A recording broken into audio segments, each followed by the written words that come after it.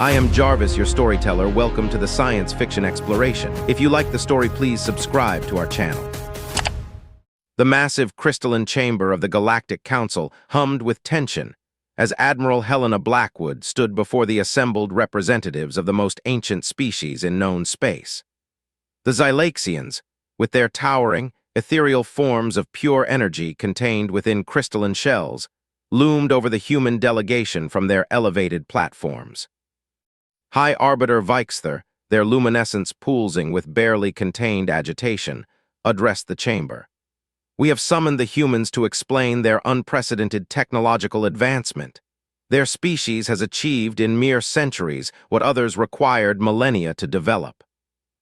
Admiral Blackwood, her silver-streaked black hair pulled tight in a formal military bun, maintained perfect composure despite the hostile atmosphere.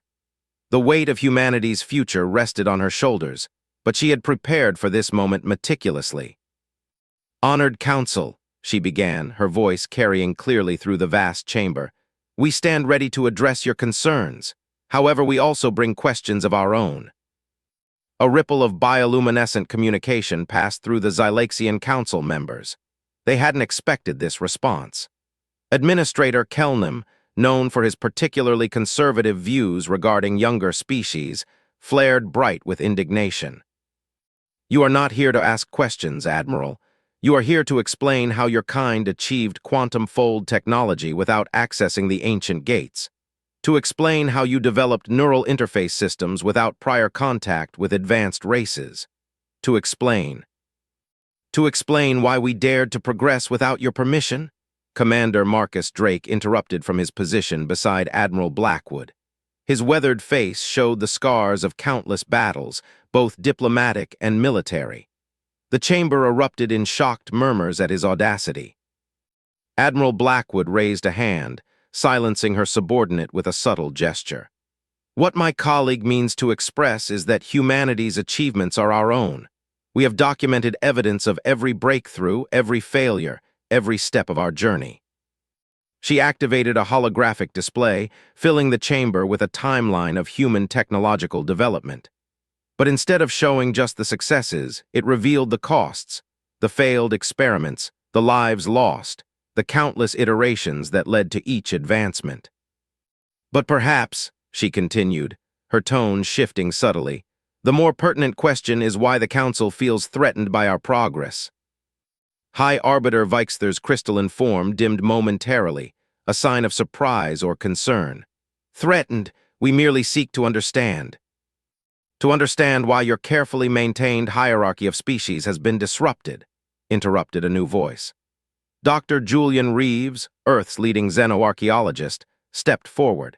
His dark skin contrasted sharply with his white research uniform, and his eyes held the keen interest of someone who had spent decades studying ancient civilizations. "During our preparation for this meeting," Dr. Reeves continued, "we discovered something fascinating in the ruins on Mars. Something that suggests the Council has known about Earth far longer than they've admitted." The chamber fell silent. Even the typically bustling service drones stopped their movements.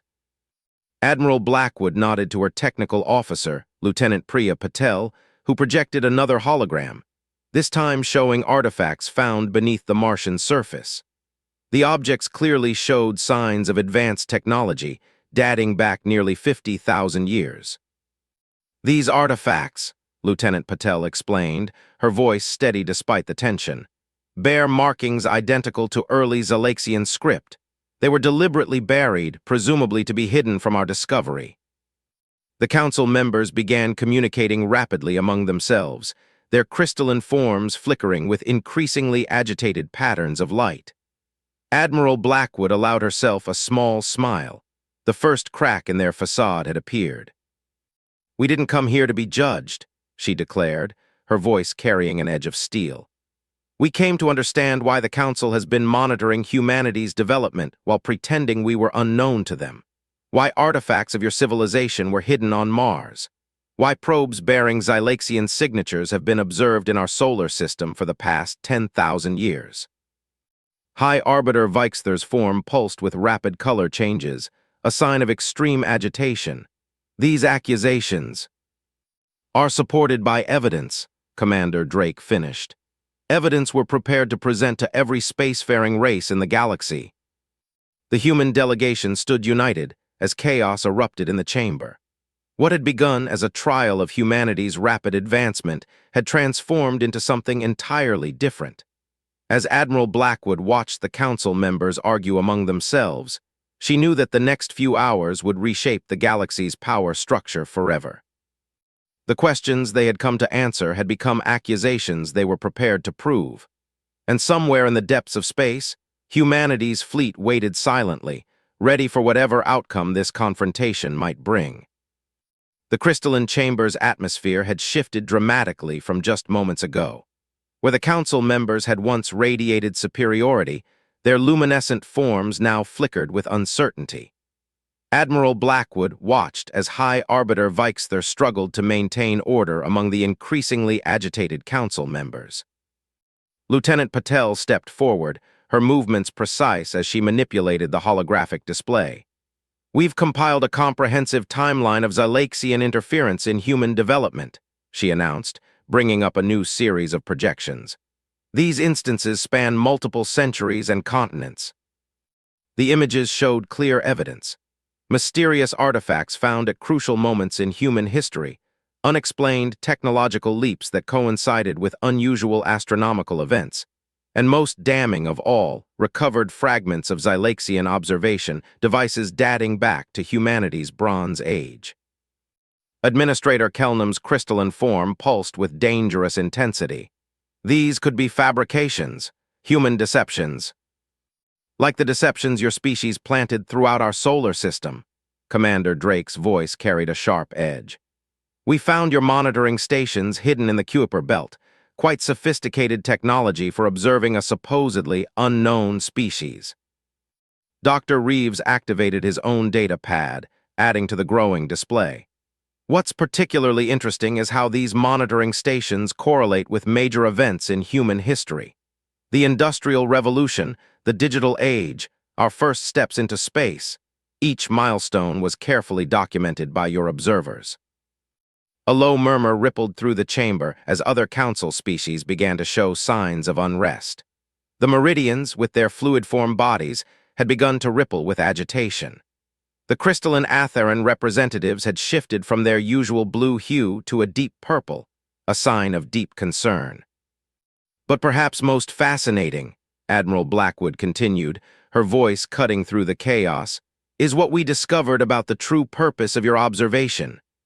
She nodded to Lieutenant Patel, who brought up a final set of projections. The hologram showed detailed genetic analysis of human DNA compared against ancient samples. The differences were subtle but significant, signs of careful manipulation over thousands of years. "You weren't just watching us," Dr. Reeves explained, his voice heavy with the weight of the revelation. "You were guiding our evolution, subtle changes introduced over millennia pushing us toward specific developmental paths."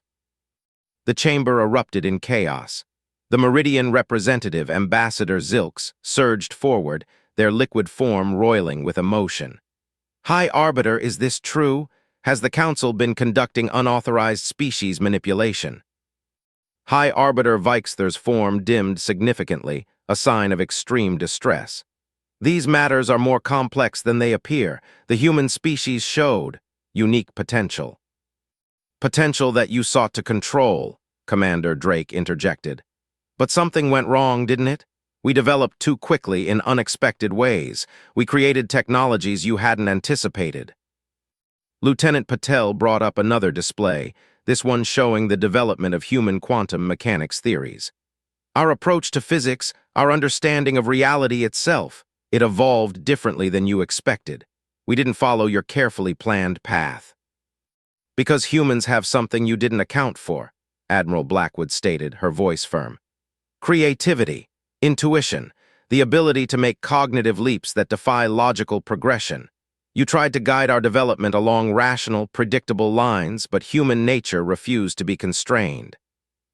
Dr. Reeves stepped forward again, his expression grave. "We've analyzed the genetic markers you introduced into our population. They were meant to enhance logical processing to make us more manageable. Instead, they interacted with our existing genetic structure in unexpected ways, enhancing our capacity for abstract thought and innovation. The chamber had grown deathly quiet. Even the service drones had stopped their constant movement, as if sensing the gravity of the moment. "So now," Admiral Blackwood continued, her voice echoing in the silence, "we stand before you not as subjects of your experiment, but as its unintended outcome. We are what happens when careful planning meets human unpredictability." High Arbiter Veixther's form had stabilized, but at a much dimmer intensity than before. "What do you want?" "Justice," Commander Drake answered immediately. "Understanding," Dr. Reeves added. "No," Admiral Blackwood corrected them both. "What we want is the truth, not just for humanity, but for every species in this chamber. How many others have you guided? How many civilizations have you shaped to fit your vision of proper development?" The silence that followed her question was deafening. Around the chamber, representatives of various species began to shift uncomfortably, some beginning their own analyses of their species' history. The trial that had begun as humanity's examination had transformed into something far more significant. As Admiral Blackwood watched the council members growing unease, she knew that the galaxy's power structure was about to undergo a fundamental change. The question now was not whether humanity would be found wanting, but how many other species would discover they too had been unwitting subjects of the Council's grand experiment. Commander Drake watched silently as 3 more species joined the impromptu coalition forming around the human delegation. The Meridians, Atherans, and now the insectoid Vesperi had all demanded access to the humans' analytical methods. They wanted to examine their own evolutionary histories for signs of manipulation. Admiral Blackwood stood at the center of the chamber, her presence commanding despite her relatively small stature compared to the alien representatives. "We've prepared detailed scanning protocols," she announced, nodding to Lieutenant Patel. "They can detect the specific quantum signatures left by genetic manipulation, even after thousands of years." The chamber's crystalline walls seemed to pulse with the growing tension. High Arbiter Veixther had retreated to consult with other senior Xylaxian leaders, their forms huddled in intense communication at the chamber's apex. Dr. Reeves approached the Vesperi delegation, his data pad displaying complex genetic markers. "These patterns here," he explained, pointing to specific sequences, "they're not natural evolutionary developments. They're engineered changes introduced gradually over millennia." The Vesperi Queen representative's antennae twitched violently. "Our neural network capabilities. They were guided." Her compound eyes reflected the holographic display, showing the same artificial patterns found in human DNA. "Precisely," Lieutenant Patel confirmed, bringing up comparative analyses. "Each species was pushed toward specific technological specialties. The Meridians toward biotechnology, the Atherans toward crystalline computing, the Vesperi toward collective consciousness technologies." Commander Drake stepped forward, his scarred face grave. "They weren't just guiding our development, they were creating specialized tools." The revelation hit the chamber like a physical force. Species representatives began frantically reviewing their own historical records, searching for signs they'd missed. The Xylaxians' careful manipulations had created a galaxy of specialized civilizations, each developing technologies that could ultimately serve their purposes. But humanity had been different. Admiral Blackwood activated a new holographic display, this one showing the vast diversity of human technological development. "We refused to specialize," she explained. "When faced with multiple paths, we explored them all. Quantum physics, biotechnology, artificial intelligence, psychic enhancement. We pursued every avenue simultaneously." "And that's what frightened them," Dr. Reeves added, his voice carrying clearly through the chamber. "We weren't developing according to their plan, we were becoming unpredictable." A new figure emerged from the shadows of the chamber, Ambassador Thex of the Shadowkin, a species so reclusive they rarely participated in council proceedings. Their dark, ethereal form seemed to absorb light rather than reflect it. "We have watched," Thex spoke, their voice a whisper that somehow reached every corner of the chamber. We have watched for millennia as the Zalaxians played their game of creation. We, too, were among the first races, but we chose to step back to observe. The chamber fell silent. Even the most ancient council members paid attention when a Shadowkin spoke. Humanity, Thex continued, moving closer to Admiral Blackwood, has done what no other species dared. They have broken the pattern. And in doing so, they have shown us all our chains. High Arbiter Vixthur finally returned to the central platform, their crystalline form dim but stable. You cannot understand the burden of guardianship. The galaxy needs order, structure, guidance. The galaxy needs freedom, Commander Drake interrupted. Freedom to develop naturally, to make mistakes, to find our own path. Lieutenant Patel brought up a final set of projections, mathematical models showing the potential development of unmanipulated species. Your interference didn't just guide us, she explained. It limited us. Every species here has been operating at a fraction of their true potential. The revelation sparked something new in the chamber, not just anger or betrayal, but hope. Species representatives began sharing data, comparing notes, discovering patterns of interference that had shaped their societies. Admiral Blackwood raised her hand, commanding attention once more. We didn't come here seeking revenge, she declared. We came seeking change. The age of manipulation must end. Let this be the moment when all species claim their right to self-determination. Ambassador Thex moved to stand beside her, their dark form a stark contrast to her crisp uniform. The Shadowkin will stand with humanity in this. We have watched long enough. The power dynamics in the chamber had shifted irrevocably. What had begun as humanity's trial had evolved into a revolution of consciousness, a fundamental restructuring of galactic society.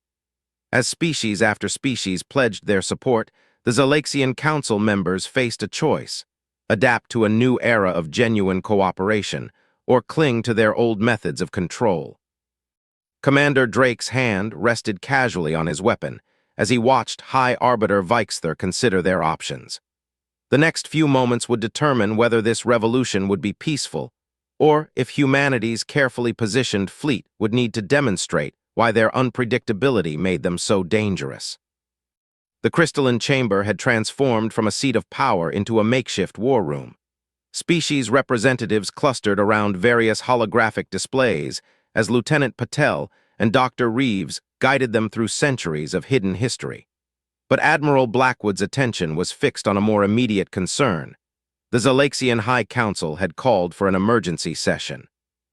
They're planning something, Commander Drake muttered, his battle-hardened instincts on high alert. The Zalaxian leaders had gathered in a tight formation, their crystalline forms pulsing with rapid communications. Ambassador Thex of the Shadowkin materialized beside them. They are activating ancient protocols, the ethereal being whispered. Systems buried in the very architecture of this chamber, of this entire complex. Admiral Blackwood's hand moved to her communications device. Lieutenant Patel, begin emergency protocol Delta. Before she could finish the command, the chamber's walls began to hum with increasing intensity. Light patterns rippled through the crystalline structures, forming complex geometric patterns that seemed to bend reality itself. An imprisonment field, Ambassador Thex observed, their dark form rippling with concern. They mean to contain us all until they can reassert control.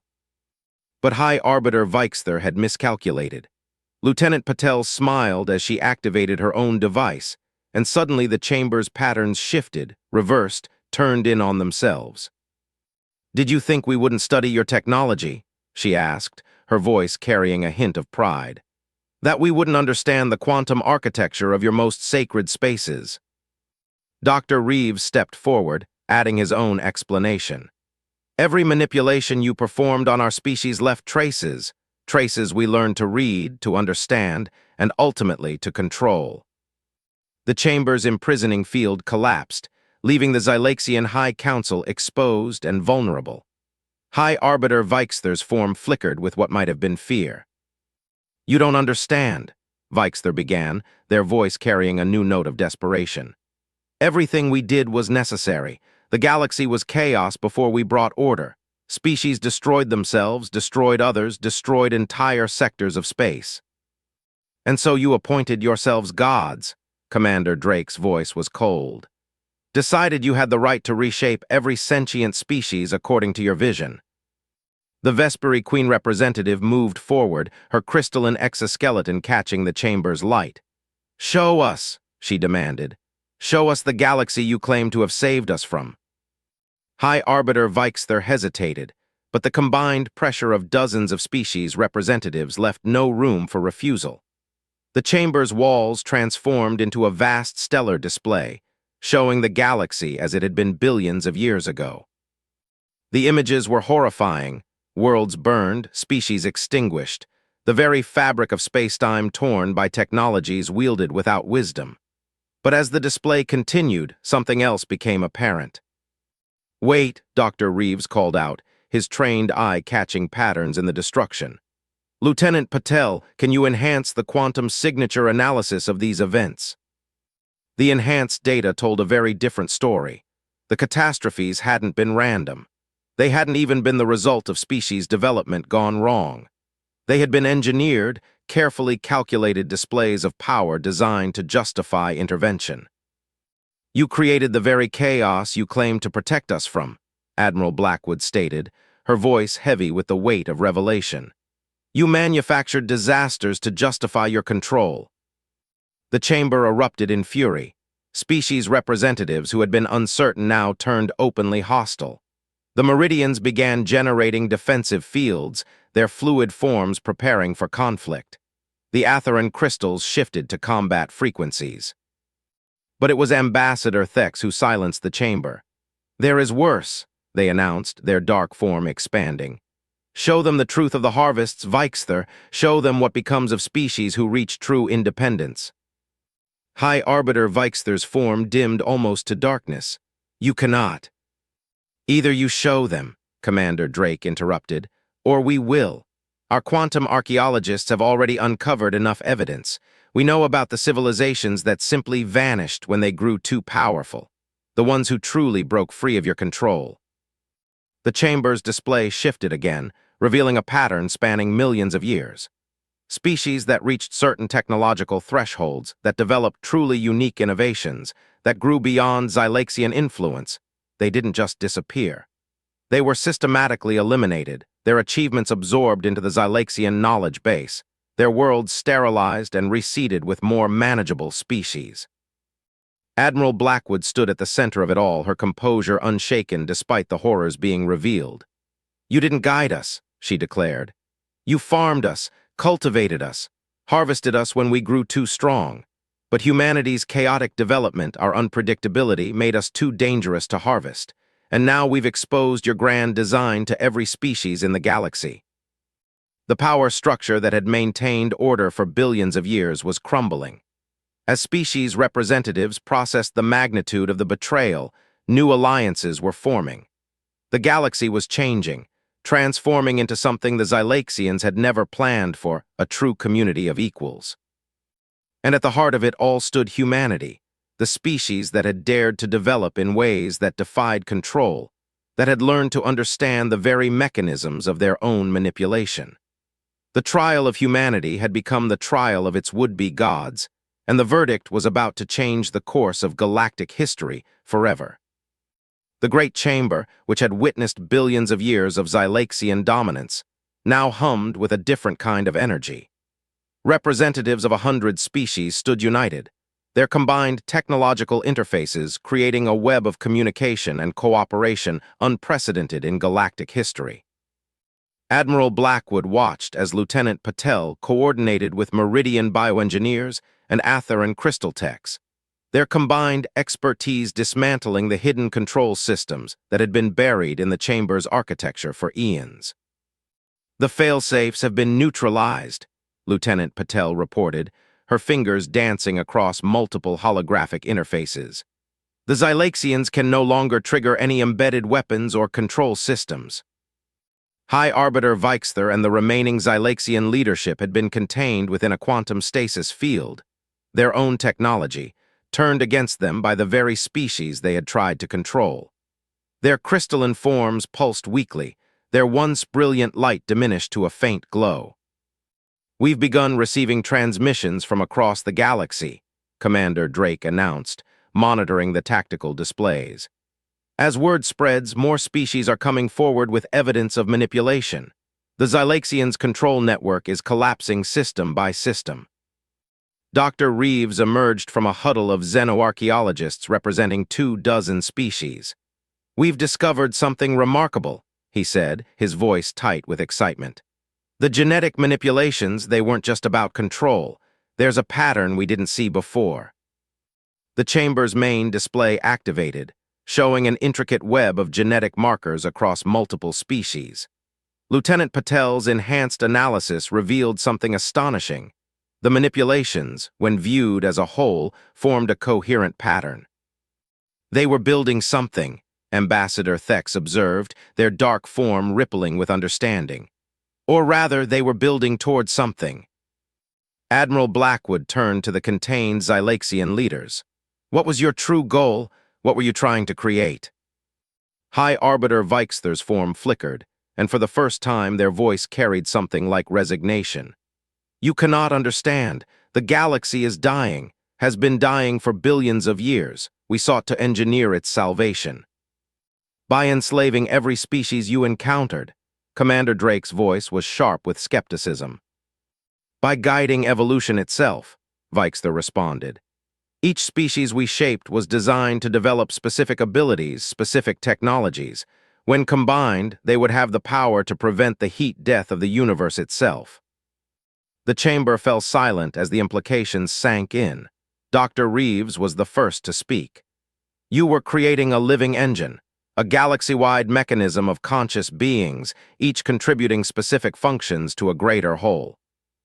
"And humanity," Admiral Blackwood pressed, "what was our intended role?" "You were meant to be the final component, the binding force, your capacity for lateral thinking, for impossible cognitive leaps. It was meant to be the consciousness of our grand design." Veixther's form pulsed weakly.